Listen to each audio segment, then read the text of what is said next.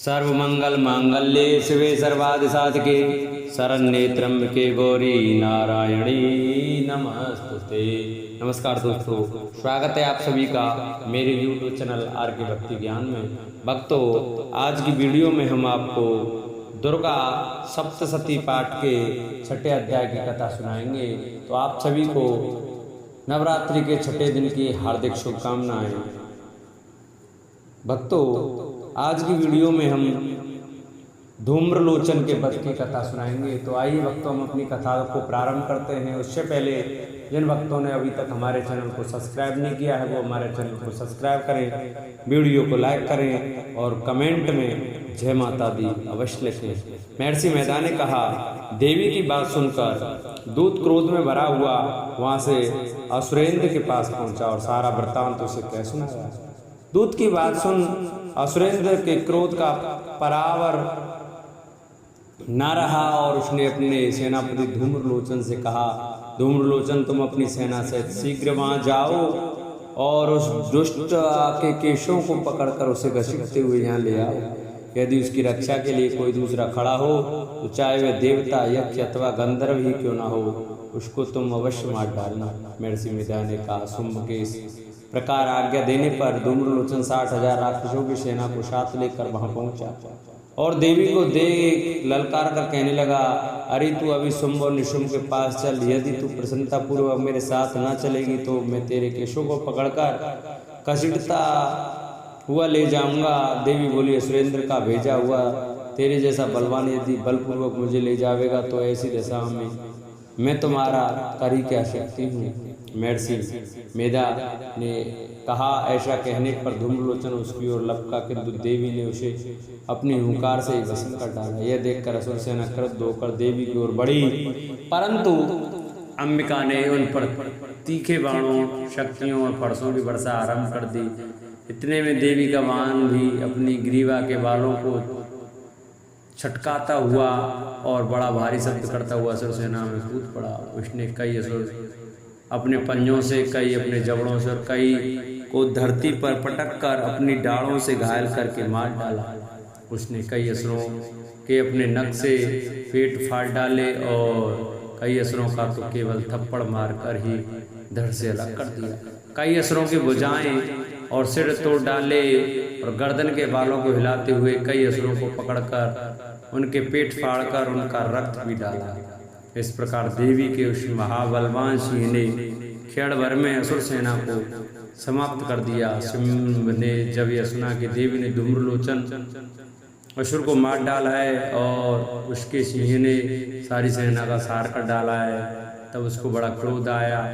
उसके मारे क्रोध के ओठ फड़कने लगे और उसने चंड और मुंड नामक महासुरों को आज्ञा दी, हे चंड, हे मुंड, तुम अपने साथ एक बड़ी सेना लेकर जाओ और उस देवी के बाल पकड़कर उसे बांधकर तुरंत यहाँ ले आओ।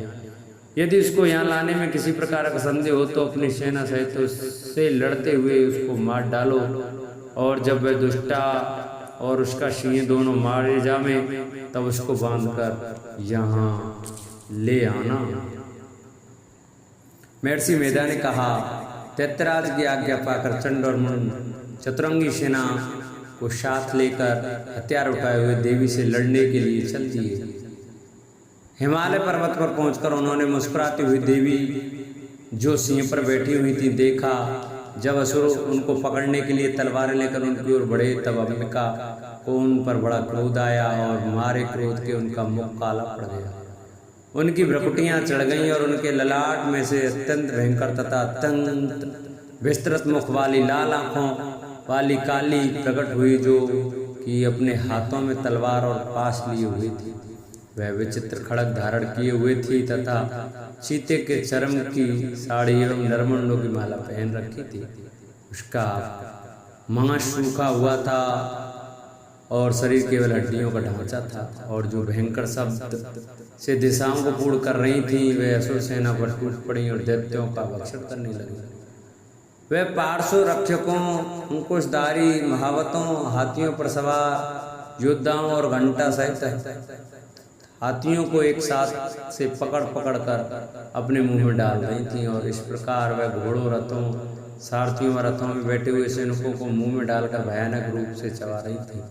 किसी के केस पकड़कर, किसी को पैर से दबाकर और किसी दैत्य को छाती से मसल कर मार रही थी। वह दैत्य के छोड़े हुए बड़े बड़े अस्त्र शस्त्रों को मुंह में पकड़कर और क्रोध में भर उनको दांतों से पीस रही थी।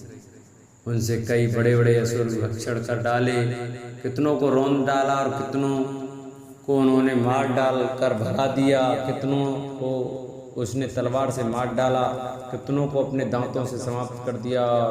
इस प्रकार से देवी ने क्षण भर में संपूर्ण दैत्य सेना को नष्ट कर दिया।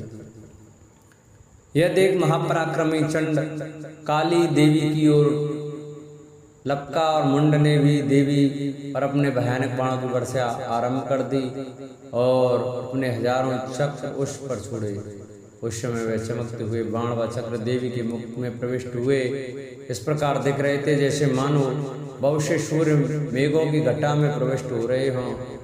इसके पश्चात भयंकर शब्द के साथ काली ने अत्यंत जोश में भरकर विकट अट्टहास किया और उसका भयंकर मुख देखा नहीं जाता था। उसके मुख से श्वेत दांतों की पंक्ति चमक रही थी। फिर उसने तलवार हाथ में लेकर मुंह शब्द कहकर चंड के ऊपर आक्रमण किया और उसके केस पकड़कर उसका सिर काट अलग कर दिया। चंड को मरा हुआ देखकर मुंड देवी की ओर लपका, परंतु देवी ने क्रोध में भरे उसे भी अपनी तलवार से यमलोक पहुंचा दिया। चंड और मुंड को मरा हुआ देखकर उसकी बाकी बची हुई सेना वहां से भाग गई। इसके पश्चात काली चंड और मुंड के कटे हुए सिरों को लेकर चंडिका के पास गई और प्रचंड अट्टहास के साथ कहने लगी, हे देवी, चंड और मुंड दो महादैत्यों को मारकर तुम्हें भेंट कर दिया है। अब शुंभ और निशुंभ का तुमको स्वयं वध करना है। महर्षि मेधा ने कहा। वहां लाए हुए चंड और मुंड के सिरों को देखकर कल्याणकारी चंडी ने काली से मधुर वाणी में कहा, हे देवी, तुम चूक चंड और मुंड को मेरे पास लेकर आई हो, अतः संसार में चामुंडा के नाम से तुम विख्यात होगी। बोलो सच्चे दरबार की जय।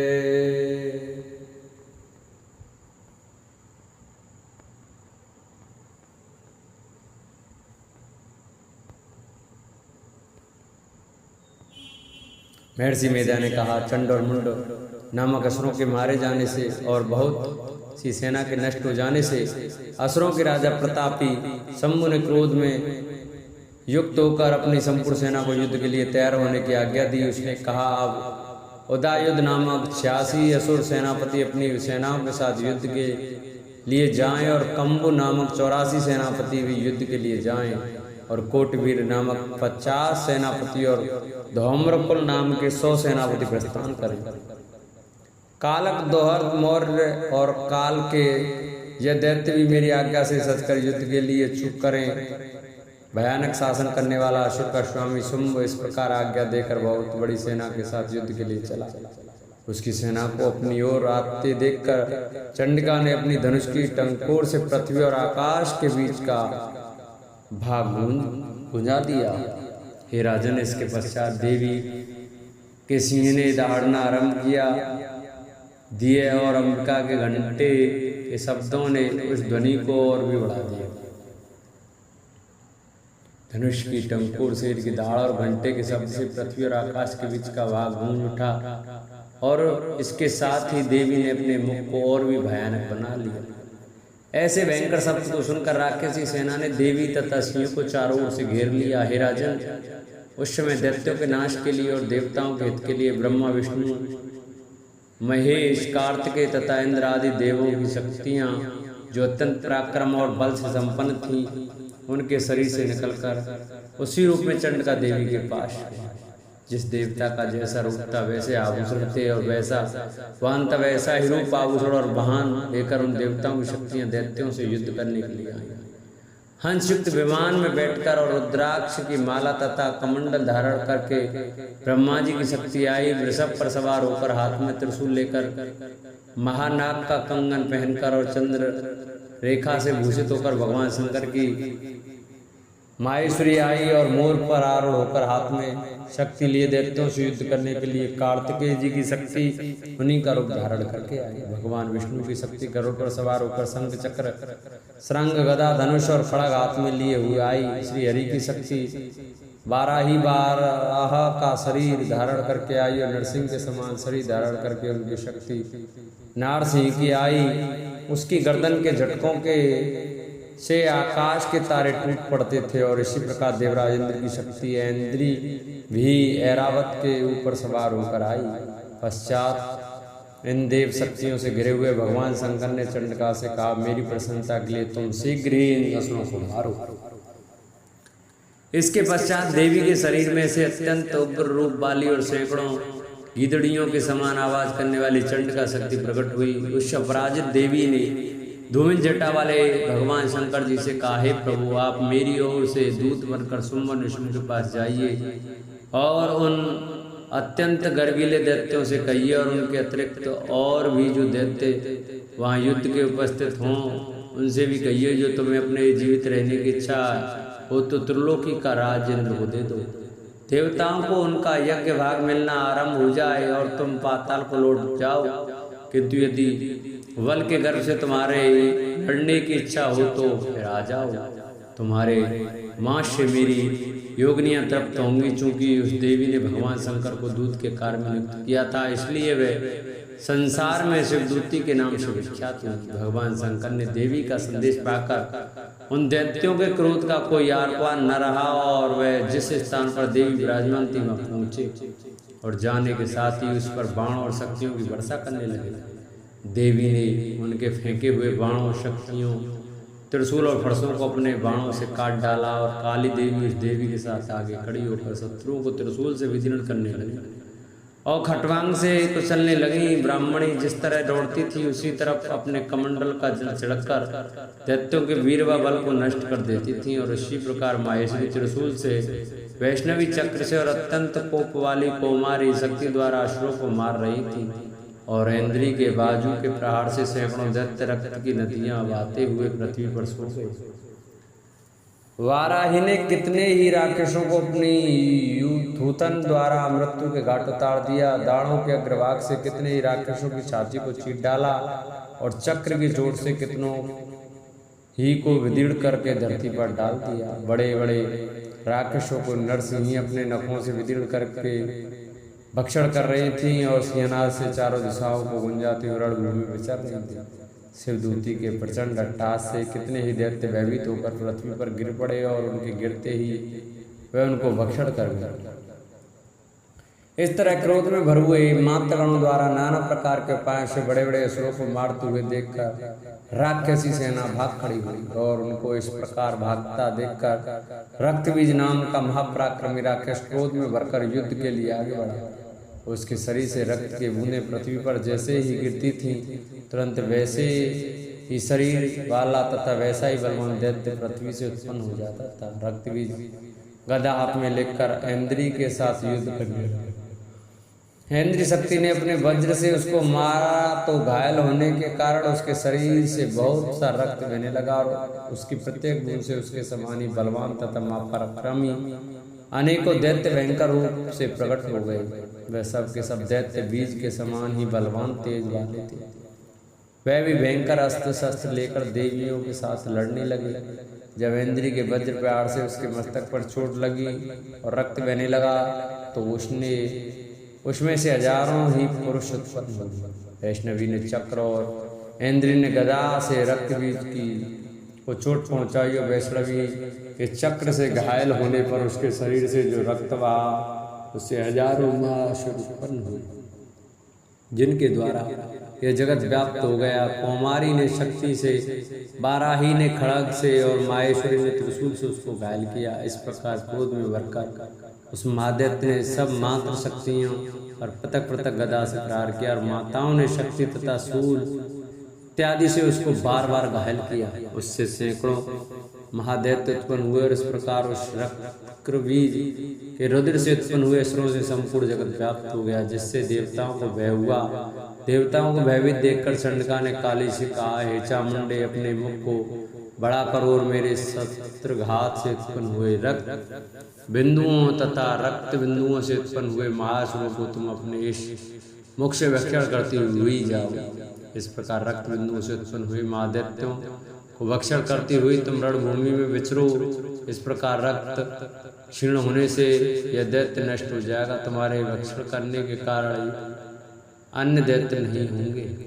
काली से इस प्रकार कहकर चंडिका देवी ने रक्तबीज पर अपने त्रिशूल से प्रहार किया और काली देवी ने अपने मुख से उसका रक्त ले लिया। तब उसने गदा से चंडिका पर प्रहार किया। प्रहार से चंडिका को तनिक भी कष्ट न हुआ, किंतु रक्तबीज के शरीर से बहुत सा रक्त बहने लगा। लेकिन उसके गिरने के साथ ही काली ने उसको अपने मुख में ले लिया। काली के मुख में उस रक्त से जो असुर उत्पन्न हुए उनको उसने भक्षण कर लिया और रक्त को पीती कहीं। तदंतर देवी ने रक्तबीज को, जिसका कि खून काली ने पिया था, चंडिका ने उस दैत्य को वज्रबाण, खड़ग और रिष्टि इत्यादि से मार डाला। हे राजन, अनेक प्रकार के शस्त्रों से मरा हुआ वह खून से वंचित वह महादैत्य रक्तबीज पृथ्वी पर गिर पड़ा। हे राजन, उसके गिरने से देवता अत्यंत प्रसन्न हुए और माताएं उन असुरों को रक्त पीने के पश्चात उद्धत होकर नृत्य करने लगी।